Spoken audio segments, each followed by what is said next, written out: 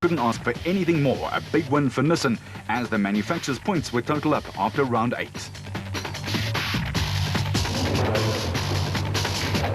Mark Corbett and Grobler's man Francois Jordan are putting the final touches to their Dakar Rally preparations as we speak, and the Senshi Properties Nissan Navara will be flying the Rainbow Nations flag, hopefully very high.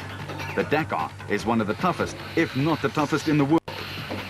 It should be a great race for the pair. Yeah, Dakar is really a great adventure for us. Dakar is definitely one of the biggest motorsports events in the world and probably the toughest.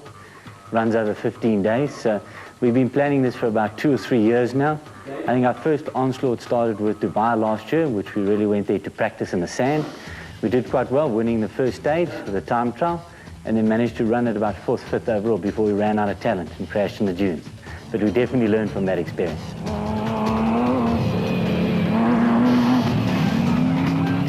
And tell us more about the car that you'll be racing in the dunes of North Africa. Well, this year in Dakar, we're running a Nissan Navara. It runs very similar to the local SP rules, except we allowed a few more changes for Dakar. One major change being the brakes. We're allowed to run AP calipers on the car. And then there's quite a big significant reduction in the power. We've dropped from a 35mm intake restrictor to a 32, but I think we still have a good chance. And will he be flying the family colours again? Yeah, definitely. We're going Century Property Development, our main sponsor. It's our family business. And obviously they're a big part in making it happen for us. For South Africa's top navigator Jordan, it's a second go at the sands of the Dakar Rally. I'm very excited, Peter. You know, the first Dakar was an opportunity that I never thought I would have. And the second one is even better because I think I now have a little bit of background of what's going on there. And hopefully it gives me a better chance to compete on a bit better footing with the opposition.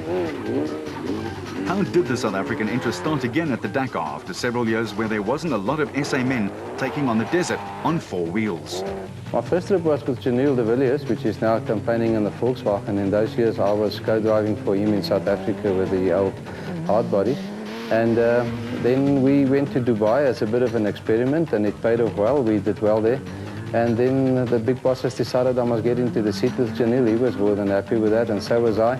But if I think back, if I knew how enormous it was, I think I would have had my doubts. But I'm very glad I've done it. It was a very, very great experience. We wish them and all the other South African competitors a great 3 weeks of driving. Until the next time you keep it on the road, we'll keep it off-road. That was the ultimate.